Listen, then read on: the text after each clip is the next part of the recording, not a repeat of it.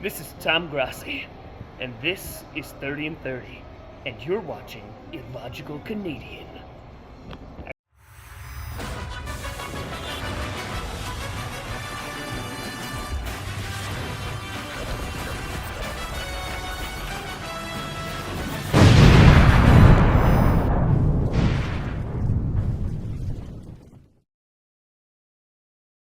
Bonjour mes amis, je suis Canadien illogique, and welcome back to another week of review.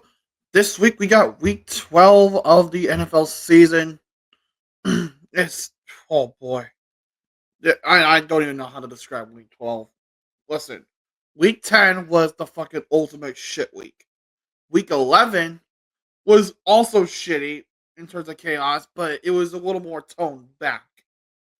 Week 12 just kind of seemed like a further scaling back of everything. While there may not have been any clinches or eliminations in this week, there was in week 13. I'll get to that next week.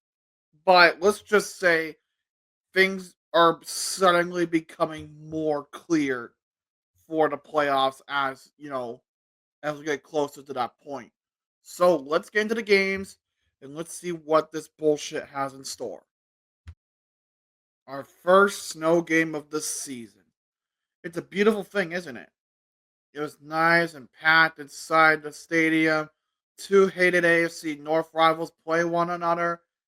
And it was, again, snowing in Cleveland Brown Stadium. Well, I will say I'm impressed. At least both teams actually didn't suck. And that's saying something. Jameis Winston and Russell Wilson were both playing their hearts out. So there's really no issue there as to who outplayed the other. But this is a game of attrition, and I think both teams played very well to their strengths. But it just seemed like, and, as the game went on, and as the snow started to pile more and more onto the field, the level of gameplay kind of began to drop a little bit, which I understand because snow makes shit slip, so it makes sense. Plus, like it's never exactly easy playing with snow, but and then again, I digress. What both teams did here was phenomenal, but the Browns just got the last laugh at the end, and all the Steelers are left with is a pile of shit in their hands. Pittsburgh's 8-3, but they still, for now, have maintained their lead in the AFC North. I don't know how, but the Browns also have 3 wins. Not I guess shit can happen sometimes, whether we like it or not. That's just the way it goes, I guess. So the Giants are in a bit of a weird situation. They released Daniel Jones after a shitty start to their season, thinking that Tommy DeVito would be their guy. Now let me quote a wise man here. Now here's a guy that's only limited in his ability to do jack shit on the fucking football field. But yeah, and you could tell he was limited. How fucking Drew Lock had to come in at some point and fucking help this team. Didn't do much considering the Bucks were beginning to come back to full strength a little bit. Mike Evans returning anybody? Bucky Irving emerging as a good running back for the Buccaneers? I will say it, and I'm gonna say it, and I don't know how people are gonna take it, but I'm gonna say it. The Buccaneers probably have one of the most underrated running back cores in the NFL this season. Both Rashad White and Bucky Irving have made significant impacts to this team, and it's only very clear that the Buccaneers struck gold on both of their guys, which is really good. That's what they really needed. The Giants now are in a state of limbo. If they lose to Dallas in Week 13, they're out. There's nothing more the Giants can do. A loss, and they are sent packing. This is going to be very interesting for Week 13, I'll tell you that much. But we got more games to talk about, so let's just keep this train moving. Wow. Never in a million years would I have ever thought that the Chiefs had a close game with the Panthers. Yes, the Chiefs having close games with the Carolina Panthers was apparently what the NFL had on docket this week. Why the fuck did anyone think that was a good idea? I mean, look, I know the Panthers are ass, but there's no way in hell they should be ever having close matchups with the Chiefs. No way in hell. But the NFL said, you know what, let's have a little bit of chaos. Here you go. Here's a close game. You lose by 3. Well, okay. The Chiefs are starting to kind of like peel back the layers a little bit. And the more we peel back those layers of the Chiefs, the more that we're beginning to see they are beginning to look a little fraudulent. Now, every team has that period, I understand. But this is not a good look for Kansas City at all. But like I said, I'll go over all the scenarios coming into week 13 at the end. But one thing to be keeping an eye on is Kansas City in their ability to, try to close out games legitimately. Sure, they did it with they sure they won the game with a field goal, but I don't know. That's you, Carolina. You'll soon be on the chopping block, whether you guys like it or not. Your time is ticking. Can somebody check to see if the Commanders are okay? Because on the looks of things, the Commanders are starting to slip a little bit. Oh, I know what it is. It's the coaching of Cliff Kingsbury as offensive coordinator. But that's not even part of it. Like, if anything, it seems like the Commanders are still rolling even with Kingsbury as OC. If anything, it seems like the defense is crumbling a little more. Like, the defense has not been able to stop Dallas in this game, and they haven't been able to stop their opponents in the last few weeks. Because if anything, it just looks more like Washington is slowly starting to regress. Especially like when the Commanders are second God damn, I can't talk. When they're second in the NFC East, they need crucial wins to stay in the playoff hunt. Because if anything, all this does is it gives Dallas more hope for the playoffs. And plus, if anything, it just shows that Washington might not be the team we thought. Now, they aren't the level of the Saints, but they're sure are getting to some point. They've now lost 3 straight. They really need to pick it up, otherwise their season could very well be over before the playoffs even happen. Washington, you really need to get shit moving here. Wait, that was just right. They played Dallas. Oh, nothing more can be said about them. They did all right. They won the game. Move on. Now stop me if you've heard this before. The Patriots go down to Miami to play the Dolphins. The Patriots can't get anything worth a shit going, and the Dolphins win on their home turf once again. Now, all you have heard this before, but you just didn't stop me. Oh, okay. In that case, fuck you. But like, look at it's not that the Patriots played bad. They have a track record of going to Miami, going to Hard Rock, and not being able to win in Miami. They haven't won since Antonio Brown had that 1 week stint in Miami as a Patriot. That was the last time the Patriots won in Miami. This isn't nothing. This isn't anything new. This is just the same old shit. Tua fucking begin to finally ball out. Jalen Waddle looks like he did last season, and the Patriots just look dead. They look dead. And the thing is, they can be eliminated next week, and that's even before their bye week happens to week 14. I have a very sneaky suspicion that the Patriots are so fucked. I mean, the Dolphins aren't that far behind them. Yeah, they're starting to claw back finally, but you gotta wonder for the Dolphins, is it too little, too late? Granted, there's still plenty of time, but is it too little, too late? That's for time to tell. But one thing's for certain, though, the playoff picture is going to be fucking very interesting for the Dolphins. They could very well sneak in, play spoiler, but they have to hope a lot of chips go their way, and I mean a lot. Just like how I had questions about the fucking Commanders, I'm also having the same questions about the Texans here. Like, what is going on? Like, you guys were this unstoppable force towards the beginning of the season, and now all of a sudden, ever since the Detroit game happened, it just seems like you got fucking lost in the shuffle. You guys have lost 3 out of your last 4, and it's not looking pretty. The game against Green Bay was ugly. The game against fucking Detroit was beyond ugly. You bounce back after that win, and then all of a sudden you lose again. You lose to Tennessee. To Tennessee. Their season is on the fucking line, and you decide to lose to Tennessee. Tennessee doesn't have anything going for them this season. They already traded their best receiver in DeAndre Hopkins. Like, this isn't. What are you doing, Houston? I know you guys have the talent in you, but what are you doing? Genuinely, what are you doing? Like, it just you let Will Levis smear mayonnaise all over you, and you have nothing to show for any explanation whatsoever. If you don't fucking fix this soon, you guys are genuinely fucked. And for the first time in a long time, that's really saying something. Like, Houston, you're good, but you gotta fucking step your shit up, and you gotta step your shit up fast. Time is ticking, and right now you could be on the outside looking in after week 13. Okay, is it too early to put the curtains over Indianapolis this season? Because it just feels right to. They have not been consistent at all, and I think that's what should have been their driving factor. But instead, it was just their biggest flaw.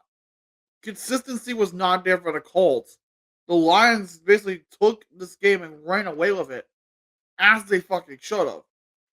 Like, it seemed like the Colts just were not a threat to Detroit. No matter what they tried to do, no matter what they tried to get going, they just couldn't do anything on offense. You see that 6 up there on that scorecard? That was mainly that was mainly field goals. And that's all they got. Field goals. Like, they couldn't break through. And they're not gonna have Josh Downs in week 13 because of an injury. But at least you'll have Alec Pierce, I guess. I mean, at least you get him back, but like, you need more than just one guy. Like, I can't even talk anything about Detroit because it's just the same old. You guys are fucking good. Well done, Indy. If you want any shot at saving your season, you gotta fucking wake up. Reality is, you guys suck, and I don't know if a win against the Patriots is gonna be enough, but you guys really need a fucking mood change. You need a momentum shift, whatever it takes. Just fucking fix it. So Minnesota seems a little rejuvenated. They look good on the football field after losing to Detroit a couple weeks ago. They managed to get the shit together and everything's starting to click. And you get yourselves a first string quarterback in Daniel Jones. Why you signed Daniel Jones is way beyond me. The Bears just look like ass. I think it's safe to say that the Bears' ship for contention has sailed long ago. But of course, we need a scapegoat in Chicago because an overtime loss. Oh no, absolutely not. Actually, scratch that. I'll get to the Bears situation come week 13.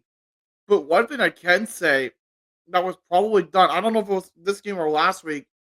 But hey, you know your offensive oh no, I already talked about that. I already talked about the offensive coordinator firing. Jeez, I really need to get a fucking organizer going. But like Chicago just looks ass. They need to fire Eberflus, and they need to do it soon. If they don't, if they don't, let's just say Chicago's in for a rough time. Minnesota, you did what you could, and you did exactly beautifully. You got nothing to say here. I mean, yeah, you had to go to overtime, but you still got the win, and I think that's all that matters for Minnesota.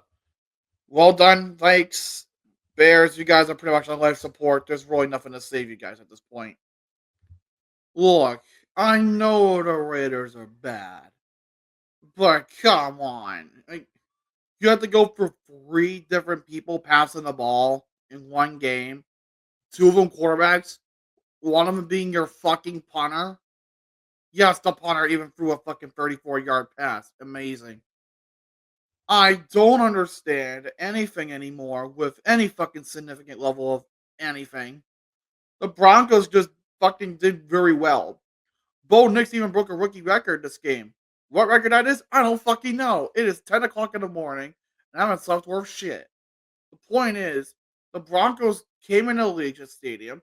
They kicked the Raiders' ass, and they left. That's the real point of this whole thing.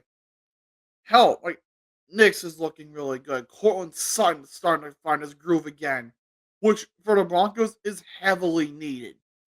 But again, Jacoby Myers on the other side of the ball for the Raiders, he's really good. Like ever since they traded Devontae Adams, they needed a clear wide receiver one, and I think Myers is starting to slot into that very perfectly. It may have taken him a few years and a team change, but he's starting to find his groove, and I think that's what's really important here for him.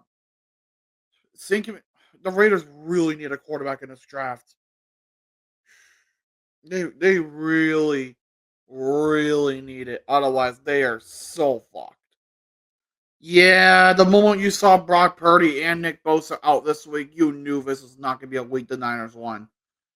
Look at all I can really say, and I'm going to keep this segment shorter than everyone else, but the one thing I really can say about this game is Green Bay hosted San Fran. Green Bay smacked the shit out of the Niners. Brandon Allen didn't look too bad, but still not enough to where, he could fill in that void that Brock Purdy had. And everything's just gone to complete another shift with 49ers. I don't get it anymore with these teams, but just what it is. There's really nothing I can say about this game. Let's just move on quickly. Okay. I okay. I'm gonna try to explain something to both teams here. Okay, and okay, I know the score is different from each individual player's stat. I get it, but I really need to get a message out to both teams here. When you are playing a game for the division lead, or at least the head-to-head tiebreaker, the first thing you want to do is not play shitty football. Fucking score. Don't be scared. It's okay. The end zone's right there. You just have to get past a few guys, but you can get there. 16-6? Really? That's what we're going with for this fucking score? Nothing, nothing flashy, nothing brilliant. Just boring. God, I don't even want to stay on this game much longer. Fuck. Again, both teams played well, but for the life of me, they could not find the end zone. And I think that's what killed this game. The lack of scoring. But the Seahawks at least walk away with the head-to-head tiebreaker for now. At least. Well, I mean, there's still plenty of time left, but they have the lead for now. Wow. Wow. Fucking wow. Look, I don't even want to talk about the Rams. They just got their asses kicked. Simple as that. Like, even though they played well, they got their asses kicked to them. But wow. Saquon fucking Barkley. Fucking God. 255 rushing yards. 2 touchdowns. Jesus fucking Christ. This man is not human. This man is not fucking human. How the fuck do you get that much done in one game? Yeah, I'm gonna try my ESPN app. Did he fucking have any receiving yards this game? Let's see. Oh, he did. Another 47 yards on top of that. Meaning he had 302 scrimmage yards on the game. This man had, maybe, no. He had more yards than Jalen Hurts did in the air. He had more yards than Matthew Stafford threw. He had more yards than anybody. This man is the MVP of all MVPs. This man should be fucking. There's not enough praise in the world for the game that he had. That was fucking brilliant. That was a masterpiece. Absolute fucking masterpiece. Well done, Saquon. You deserve all the fucking praise in the world, my friend. You deserve it. Well, this game was a lot closer than I expected it to be. Um, I don't know what more I could say about this game that hasn't been said. Both teams fucking played brilliantly well. McConkey's a great receiver. Derrick Henry's a great running back, like he always has been. Zay Flowers is trying to break out of his shell, but something's kind of like holding him back. And the defenses did their job for the most part, but it seems like Baltimore was able to do just a little bit more. And I think that little bit more definitely helped propel the Ravens to victory in this game. I mean, the race the Chargers tried, which is a good thing, I guess. Like that's all you can do is you can try. So that being said, I mean, great game from both teams, but we got to talk scenarios now. So let's get to that. I love this time of year. We get scenarios, folks. The first ones of the season. Week 12 has brought about a lot of things, and it brings to us our first clear paths to playoffs and the off season. For the Bills, the simple scenario is this: they need to win, and the Dolphins need to lose on Thursday Night Football against the Packers. Okay, that's a simple enough path. The Chiefs have a easier path. Well, they have just as an easy path. They also need a Dolphins loss, and they need to beat the Raiders on Black Friday. Nothing too bad there. The more convoluted result is the Lions, considering they need a kind of a bit to go their way in order to make the playoffs. But mainly it stems from them needing to win against the Bears and a combination of the Niners, Seahawks, Cardinals, and Buccaneers losing or tying. It just seems like that's I really don't know how else you can word that, but it is what it is. And now we get to the eliminations. Because there's I believe four that we have to go over. The Giants are simple. They lose, they're out. Same thing with the Raiders. They lose, they're out. The Patriots are a little more convoluted, but it can work like this. They essentially need to lose and have a combination of the Colts and Chargers winning, and either the Broncos, Texans, and Dolphins winning their games as well. And then for the Jaguars, it's simple for them. They need to they have to lose and have both the Texans, Chargers, and the Broncos to win their games. If everything happens in that, Jacksonville's season is done. You know the drill, guys. Don't get eliminated. No normal outro. Also, thank you guys for watching. Enjoy Week 13 football, and enjoy the shit show that's gonna happen from here on out. Because I have a feeling that things are not gonna be very smooth. I'll see you for Sunday Night Football.